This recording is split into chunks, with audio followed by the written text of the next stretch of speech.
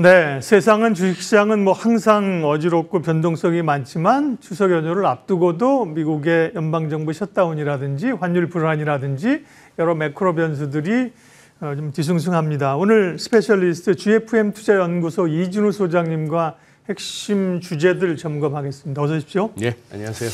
우리는 국회에서 예산이 이게 서로 확정이 안 돼가지고 공무원들 연금, 급여 안 주고 이런 일이 몇 년 전에 잠깐 좀 노이즈가 있었던 거 기억해요. 비스무리한 게. 그러나 예. 사실 우리는 뭐 이례적인데 미국은 이제 뭐 미국 정부 연방정부 셧다운 얘기가 뭐 일상적인 일이 돼버렸습니다. 어떻게 보세요? 그죠. 예. 예. 이번에는 한 7년 만인가요? 아, 그런가요? 예. 예. 뭐 그런데 우리가 이거 자주 경험했지 않습니까? 그렇죠. 예. 자주 경험했는데 어제 시황 주로 다루는 유튜브 썸네일 보고 굉장히 공감이 갔습니다. 셧다운이라고 쓰고 셧업이라고 읽는다. 이제는 예, 하도 이제 셧다운은 뭐 매번 그런 말은 있었지만 역사적으로 크게 그걸로 시장에 영향을 받은 적은 없으니까요. 네. 한번 첫 번째 슬라이드 한번 제가 준비한 거 띄워보면은 지금 그 중에서도 알자지라 같은 경우 매체에서 한번 좀 띄워주셔야 제가 저 제목이 저렇잖아요. Government shutdown이 미국 경제를 갖다가 해칠 것인가 하는 제목입니다. 그러고 나서 나오는 저 얘기, follow하고 lay오프인데 lay오프는 우리가 잘 아는 용어인데 이번에 뭐 저도 새삼스럽게 저 단어 저것도 임시해고, 일시휴직 뭐 그런 뜻입니다. 네. 결국 이게 다가오는 몇 달 동안에 이제 소비 지출을 갖다가 좀 이렇게 둔화시킬 수 있다 하는 얘기인데 그 밑에 소제목들 3개 결국 레이오프 그죠. 저게 이제 소비자들 심리에 어떤 영향을 미칠 것인가. 아무래도 특히 이제 정부 쪽에 관련한 사람들이 많이 그거 한데. 네. 그리고 딜레이드 잡스 리포트 저것도 이제 시장에서 조금 하는 게 결국 그러면은 이번 금요일 날 고용지표가 안 나오는 거 아니냐. 예. 그럼 깜깜이 상태에서 10월 고용지표, 10월 FOMC 하느냐 하는 거고. 네. 그다음 시장에 미치는 마켓 임팩트인데 앞부분의 얘기는 전부 그런 얘기더라고요. 역사적으로 그 길게 안 갔다. 그리고 잠시 좀 시장이 그거 했더라도 다시 정부가 정상화되고 나면은 금방 시장을 회복했다 하는데 그 다음에 밑줄 건 저 부분이 조금 찝찝합니다. 근데 이번에는 this time 다이내믹스가 좀 다르다 하는 거예요. 왜냐하면은 트럼프 대통령이 이렇게 그거 했지 않습니까? 민주당이 아주 싫어할 만한, 별로 좋아하지 안 할 만한 그런 일들이 벌어질 수 있다 하는 얘기고, 그리고 많이 자를 수 있다 하는 얘기인데, 어떻게 보면은 일론 머스크를 동원해서 도지를 통해서 하려고 했던 그게 어느 정도 하다가 중단됐는가? 그렇죠. 뭐 이번 기회에 그렇게도 하려나 싶은 생각이 듭니다만 그러면서 지금은 약간 관세로 인해서 이미 비즈니스를 갖다가 이렇게 압박하고 있는 그 관세 문제와 맞물려서 그거 한다 합니다만 셧다운 얘기는 별로 뭐 이렇게 아직까지는 크게 보는 것 같지는 않습니다. 그럼에도 불구하고 뭐 호재는 아니죠. 악재인데 시장이 미국 증시가 그걸 크게 해석하지 않고 올랐던 거는 뭐가 좀 혼란스러워지게 되면 금리를 더 속도감 있게 내려야지 내릴 수 있겠다 이런 기대감이 반영된 거잖아요. 네. 그러면 이제 금리 경로는 어떻게 보면 될까요? 금리야 이제 뭐 다들 이제 10월 이달하고 12월 2번 남았다는 것인데 점도표가 됐건 뭐가 됐건 앞으로 이제 2번 더 하고 내년에 한 번 정도 더 내린다. 앞으로 3번 뭐 이렇게 지금 이제 보고 있는 거 아니겠습니까? 지금으로서는 그렇죠. 현재로서는 그렇습니다. 근데 이제 지금 2년물하고 10년물 국채 수익률을 한번 이렇게 월간 차트로 크게 보고 있습니다. 월간 차트로 보고 있는데 저 보시죠. 뭐 2020년 코로나 왔을 때 저 무슨 뭐 거의 제로 금리였지 않습니까? 그렇죠. 2년물 같은 경우에 그런 상황이고 10년물이 0.38 뭐 이랬으니까요. 그런 상황이었던 게 지금 10년물은 5% 거의 제로 수준에서 5% 갔다가 이제 4.18인데 뭐 연준이 금리를 몇 번 내릴까요 하는 논란도 이제는 좀 식상하고 그거보다는 2년물이 됐건 10년물이 됐건 저 부분이 향후 이제 위로 더 튀는 상황만 아니면은 시장은 뭐 증시는 그거 하겠죠. 그래서 계속해서 저 부분 지금은 좀 이렇게 묶인 상태에서 그거 합니다만 이제 지금 10년물 같은 경우에도 지금 이제 월간 차트라서 그래서 아직까지도 옆으로 캔들이 한두 개는 더 길 수는 있습니다만 저거 지금 수렴됐다 하는 얘기는 결국은 한번 튄다는 얘기입니다. 위로 튄다는 얘기는 재정이나 인플레 문제가 심각해질 수 있다는 것이고 또 아래쪽으로 온다는 얘기는 뭐 어떻게 보면은 완전히 또 경기 침체 가능성 아니면은 좋게 본다면은 여전히 미국채, 미국 달러 자산에 대한 수요는 튼튼하다. 그리고 국채를 잘 소화된다. 그렇다면 문제없다. 여러 가지 해석은 가능합니다만 제일 걱정해야 될 게 여기서 튀는 겁니다. 이제 이 부분을 오히려 더 뭐 관찰하고 싶습니다. 그런 우려에도 불구하고 미국 증시가 견조합니다. 어제도 네. 셧다운 우려에도 이제 다우는 최고치를 갔고요. 네. 지금 이제 흔들리면서도 가는 배경에는 역시나 뭐 기술주도 AI의 그 에너지를 머금으면서 지금 이제 가고 있는 건데요. 엔비디아는 어제 또 최고치 갔어요, 그죠? 그래요. 그런 기술주 중심의 AI 중심의 남은 하반기 미국 증시는 계속 진격할 것인가? 네. 네. 지금 보면은 전반적으로 이렇게 그동안 이렇게 롱뷰를 유지해왔던 그런 뭐 월가든 여의도든 할 것 없이 네. 롱뷰를 유지해왔던 분들의 그거는 전략이나 관점은 변화 없다는 게 느껴집니다. 네. 이래도 매수, 저래도 매수, 뭐 매수 관점 유지 이런 것들을 갖다 계속 보게 되는데 대표적인 게 월가 같으면 톱니고 뭐 한국에도 몇 분 있죠. 그래 되는데 여기에 대해서 또 아주 거품 물고 이렇게 이거 시장 미쳤다 하는 사람들도 네. 또 월가에도 우려도 있습니다. 있죠. 예. 예, 우리 쪽에도 있고 그게 또 시장이긴 한데 근데 한번 저렇게 한번 요즘 차트를 갖고 여러 군데서 이렇게 소개하고 있습니다. 저 예. 위클리입니다. 예. S&P 500 위클리인데 지금 제가 피보나치를 갖다가 두 개를 이렇게 한번 그어봤는데요. 지금 저 왼쪽 피보나치는 저 때가 2020년부터 시작하니까 쿵 코로나로 하고 그다음 쫙 올라갔던 저거 우리도 저 때도 하면서 저까지 갔잖아요. 세상은 멈춰섰는 가운데 돈으로 해서 저까지 네, 갔다가 그렇죠. 꺾였는데 저 꺾이는 어떤 계기도 연준이 금리를 올리면서 그래 됐습니다. 근데 보시다시피 딱 코로나 랠리에 50% 절반 되돌리고 다시 또 랠리가 시작했습니다. 네. 다시 랠리 시작했다가 저게 이제 작년 말까지 잘 가다가 해바뀌면서 좀 조정받다가 4월 달에 상호 관세 때문에 쿵 하면서 그랬죠. 했습니다만 저것도 보시면 어떻게 딱 절반 돌리고 다시 돌았죠. 여기서 이제 롱뷰를 갖고 있는 쪽 이거는 결국 네. 계속 가는 쪽이 하는 사람들이 이 차트를 보면서 기뻐할 만한 거는 야 이거 봐라 처음에 저거 코로나에서 갔다가 조정받는 저 기간 X축을 말씀하는 겁니다.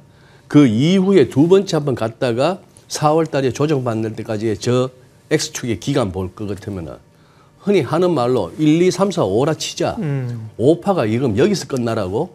아니지. 위가 열려 있다. 위가 좀 더 가야 되는 거 아니야? 하는 얘기입니다. 그런 상황인데 여기서 이제 조심스럽게 생각하는 사람들은 야, 저 이격 봐라. 너무 크다. 하는 얘기고 나머지 보조 지표들이 그렇다는 얘기입니다. 그래서 월간 차트로 보면은 뭐 다양하게 설명을 안 드리더라도 저 선들과 화살표를 보시면 드리고자 하는 말씀을 이해하실 것 같아요. 처음에는 금융위기 이후 저점에서부터 저점 나올 때마다 이렇게 끊어놨더니만 저게 코로나 때 그 정신없이 빠지는 와중에도 저 선을 지켰습니다. 제일 아래쪽 빨간 선입니다. 좋습니다. 저게 S&P 500의 기본적인 우상향 추세선입니다. 그리고 나서 저기 금융위기 왔을 때 고점에서부터 이렇게 채널을 만들어 보니까 저게 이제 코로나 오기 전에 잠시 시장이 오버슈팅하면서 저 채널도 벗어나는가 했습니다만 네. 코로나 두드리 맞았고 그러면 올라선 다음에는 책대로 한번 땡겨보죠 뭐. 땡겨보니까 최소한의 최소 목표 가격 도달하고 그때 또 약간 오버하면서 오버슈팅 내지는 멜트업 장세가 오면서 채널 상단 넘어섰습니다만 같은 속도 같은 기울기로 그대로 원위치. 그런데 일단 올라섰던 채널 밑으로 안 내려오죠. 자, 그 다음에 이번에 다시 뚫었습니다. 다시 뚫었기 때문에 책대로 이번에는 약간 노란색 도는 큰 채널에 높이만큼 할 것 같으면 어떻게 됩니까? 거의 다 오긴 왔습니다만 아직도 한두 달 더 가도 할 말 없습니다, 제가. 그리고 또 지난번처럼 살짝 이 와중에 버블기 있는 오버슈팅도 가능할까요? 예. 그리고 빅스를 보더라도 그렇다. 뭐 S&P 500 월가는 그런데 그다음에 뭐 그다음 차트 보면서 네. 이런 식으로 지금으로서는 그냥 좀 논리가 안 되지만 그냥 지금 가는 대로 그냥 계속 음악이 나오니까 계속 같이 추자 이런 얘기입니다. 그럼 그 근거는 무엇이냐? 저거죠 뭐. 뭐 스위스탯이라고 하는 저기서 어쨌거나 그냥 글로벌 머니 서플라이라고 한번 검색해 보시죠. 숱한 그래프들을 만나실 수 있습니다. 네. 여기는 지금 S&P 500하고 저 흰색의 글로벌 M2입니다. 뭐 저거 보시면 느낌 오죠. 돈 풀린 만큼 자산 가격이 오릅니다. 코인도 오르고 뭐 집값도 오르고 다 오르는 거죠. 그 다음 한번 보시죠. 그 다음 슬라이드 보시면은 그 다음 슬라이드 좀 넘겨주십시오. 예. 네. 어떤 기관, 어떤 자료를 보더라도 저렇습니다. 이제 저 밑에서 두 번째 월드라고 되어 있는 게 그거 합니다만 특히 저 위에 차이나 그러니 2000년 저 때부터 중국이 돈 엄청 풀었네요. 2000년 갖다 100으로 봤을 때 저렇게 봤을 때 네. 중국이 저렇게 프로젝트면서 갑니다. 그러니 뭐 글로벌 M2로 하든 글로벌 머니 서플라이를 하든 저것만 보더라도 우리도 지금 거의 지금 새 정부 들어서 거의 매일 한 1조씩 풀리는 거 아닙니까? 뭐 그런 상황이니 뭐든지 지금 현재로서는 멈출 기미가 없는 거죠. 네. 예. 돈의 힘, 이동성의 힘, 그걸 이제 우리가 최근 몇 년간 보고 있는 거죠. 네. 우리는 보면 이제 뭐 정책에 대한 우려가 있었는데 그걸 이제 소화해 나가면서 그죠. 뭐 사실은 그리 중요하지도 않은 주식 양도세 50% 거기 발목 잡혀갖고 그죠. 꽤 고생하다가 그걸 이제 정책 리스크를 넘고 새로운 정책에 대한 기대감 이런 게 있는 상황인데 원화가 너무 약세로 가는 게 좀 우려예요. 1,400원 훌쩍 넘어버려가지고 그렇죠. 이게 외국인들의 매수를 좀 억제하지 않을까 좀 우려가 있는 상황이고 그 근거는 배경은 미국하고 협상이 마무리 안 됐다. 우리는 이제 미국이랑 이제 이 통화 무제한 교환, 통화 스와프를 하고 싶은 거잖아요. 네. 네.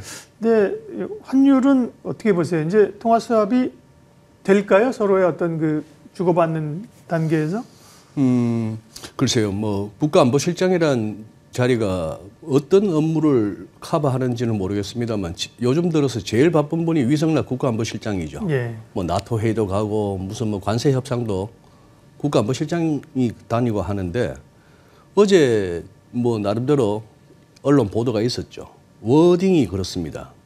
통화 스와프 낙관은 어렵지만 관세 협상은 그리 비관적이지 않다. 이분 외교관 출신이잖아요. 예.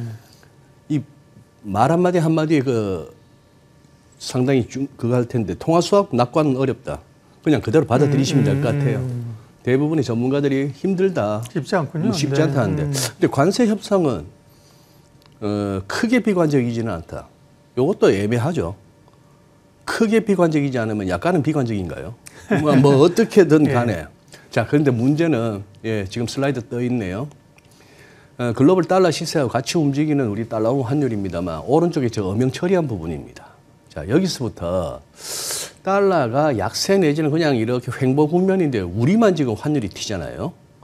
저는 지금 이제 추석 연휴가 이번 유난히 깁니다만 연휴 이후 그리고 특히 이달 말 에이펙 이후의 환율이 좀 궁금한데요.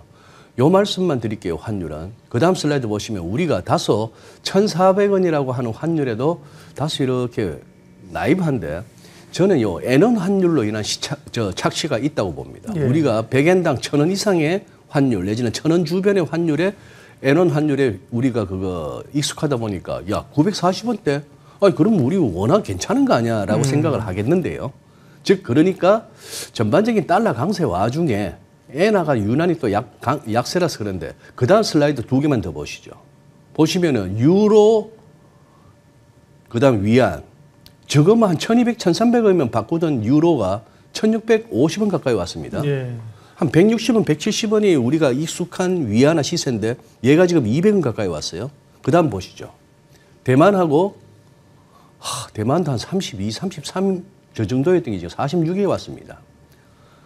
태국 바트화가 32, 33원이면 되던 게 지금 43원 왔어요. 태국 여행을 가더라도 이게 적어도 한 30, 40% 비용이 올라가는 겁니다. 이거 지금 이 얘기는 결국 뭐냐 하면은 엔원 때문에 우리가 잠시 좀 나이브해질 수 있지만 우리 원화가 달러 강세로 인한 환율 상승보다도 원화 약세로 인한 환율 상승이다 쪽으로 조금 관점을 바꿀 필요가 있는 거고, 요거를 개선하려면은 지금 관세 빨리 해결돼야 되는 거고, 뭐 등등이 있습니다만 이 부분이 만만치 않다는 것이죠. 그래서 저기에 최근 들어서 증시가 환율에도 둔감한 모습을 보이긴 합니다만 연휴 이후 조금 더 길게는 에이펙 이후 1420, 30 정도를 다들 보고 있는데 1450, 60도 넘는 상황이라면은 그거는 조금 조심해야 되는 상황이라고 봅니다. 네. 마지막으로 국내 증시에 대한 전망을 아니어줄 수 없죠. 미국은 어쨌든 풀린 돈의 흐름으로 버블이고 네. 뭐고 가는 흐름들이잖아요. 그러면 그렇습니다. 한국도 이제 그런 상승에 동참할 것인가, 추석 이후의 흐름은요. 일단은 뭐 3,500원 쉽지는 않은 구간이다 하는 것 같다가 확인하고 지금 이제 추석을 맞는데요. 네. 예, 위클리 차트 나와 있네요. 저기서 지금 이제 오른쪽 부분입니다. 우리가 이제 관세 협상 이후의 저 흐름, 그리고 또 이제 대선 이후에 또 랠리까지 해서 저렇게 왔습니다만 역대급이었죠. 금년에 우리 코스피가 그런 상황인데, 아래쪽에 뭐 거래량부터 해서 MACD, RSI를 보더라도 여기서는 지금 뭐 왔다 갔다 외국인 수급도 마찬가지 그렇게 팔다가 그렇게 사다가 하는데 거기에 진정성이나 지속성이 안 보이는 와중에 여기서 조금 이제 저 부분을 과매수 국면을 해결해야 됩니다. 저 이동평균선 벌어진 거 보십시오. 암만 이렇게 돈빨로 가는 시장이라 하더라도 저걸 갖다가 단숨에 3,500, 3,600 가자고 하기에는 지금 그동안 올라온 거에 대해서 어떤 정당화 과정은 필요하다고 봅니다. 네. 네. 추석 이후에 이제 흐름들의 방향을 어떻게 잡을까가 가장 궁금한 거죠. 그런 네. 그림들을 오늘 좀 미리 좀 그려봤고요. 내일도 관련된 주제를 이야기합니다. 이제 내일 이제 뭐 연휴 전에 이제 연휴 이후를 보면서 우리 시장의 상승 랠리가 가능할까? 상승 동력은 무엇일까? 최석원 전 SK증권 미래전략부문 대표 내일 오시는데요. 오늘 못다한 이야기 최석원 대표랑 또 이어가겠습니다. 오늘은 GFM 투자연구소 이진우 소장님 함께했습니다. 고맙습니다. 예, 감사합니다.